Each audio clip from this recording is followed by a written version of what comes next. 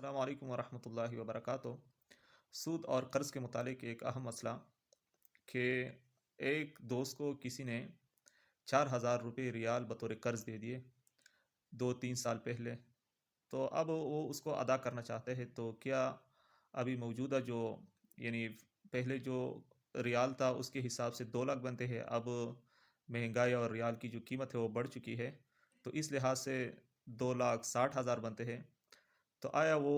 وہی 4,000 ریال مثلاً دیں گے یا کچھ اس سے کم؟ تو یاد رکھیے گا، قرض کے حوالے سے یہ بات ہے کہ 2 سال یا 3 سال یا 10 سال پہلے کسی نے آپ کو قرض دیا ہے، تو جتنا قرض اس نے آپ کو دیا ہے اسی کو آپ نے ادا کرنا ہے، اس میں کمی بیشی یہ آپ کے لیے جائز نہیں ہے۔ جس نے دیا ہے اس کو زیادتی کا مطالبہ کرنا جائز نہیں ہے، اور آپ کی طرف سے آپ نے وصول کیا ہے قرض، چونکہ اب آپ ادا کرنا چاہتے ہیں تو آپ اس میں کمی نہیں کر سکتے، کیونکہ کل قرض جرانہ فن فہو ربا، پھر سود کا معاملہ آئے گا۔ لہذا جتنا قرضہ کتنے بھی سال پہلے آپ لے چکے ہیں، مثلاً 4,000 5,000 ریال آپ لے چکے ہیں، تو اسی کو آپ نے واپس کرنا ہے۔ والسلام علیکم ورحمۃ اللہ وبرکاتہ۔